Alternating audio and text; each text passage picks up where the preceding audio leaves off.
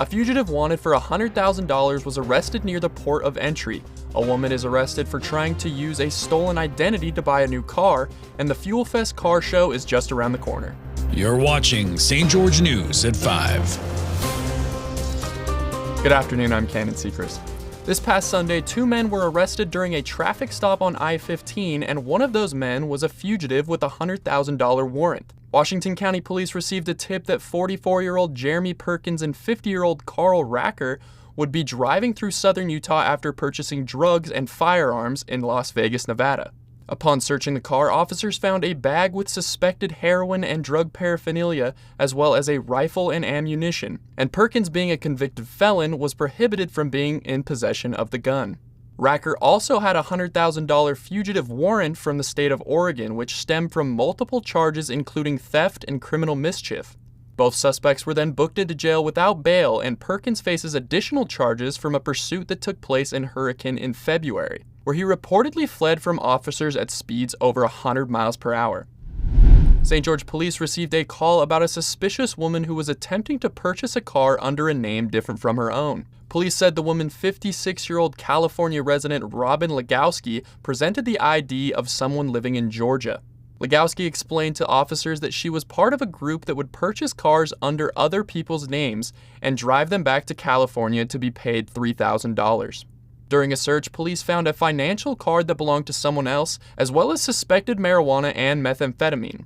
Legowski was then booked into jail and remains in custody on a $7,000 bail while she awaits her hearing on April 3rd. The Brian Head Overlook has been a highly visited monument since its construction in 1934, and due to the intense wind conditions at the peak, the Overlook is due for some renovations. Stephanie DeGraw has the details on how officials plan to preserve this iconic landmark.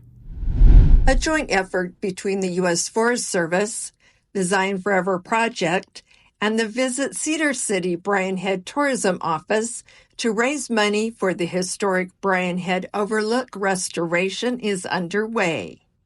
The tower is on top of Brian Head Peak.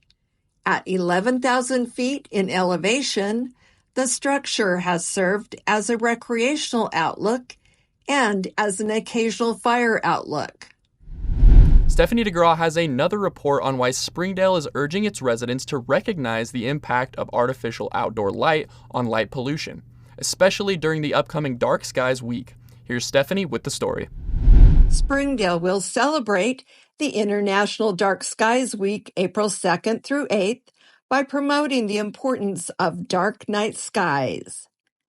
Man-made outdoor lighting causes light pollution, which can affect humans and animals. Springdale Community Director Tom Danzy had this to say.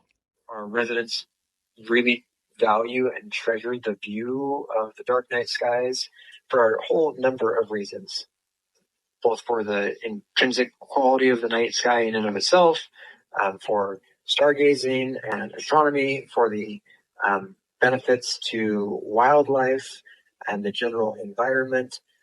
All these are reasons why the community values night skies and has prioritized protection of our dark night skies. And that's why the town has adopted outdoor lighting ordinances that seek to regulate and control and promote quality outdoor lighting.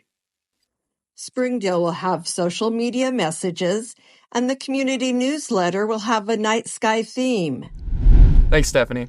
Fuel Fest is just around the corner, and it's bringing the southern Utah community together in the name of classic cars, competition, and culinary delights. The event begins on April 20th in the Red Cliffs Mall parking lot next to Hash House. Not only is Fuel Fest a place to see unique cars, participate in eating contests, and enjoy live entertainment, but it's also a fundraiser with all the proceeds going to Hearsay Mobility's mission to empower the blind through technology, supporting initiatives like smart walking canes and environment description services. So don't miss out on all the fun at Fuel Fest on April 20th at 10 a.m. Thank you for watching St. George News at 5. I'm Cannon Sechrist with St. George News, your #1 source for local news. This has been St. George News at 5.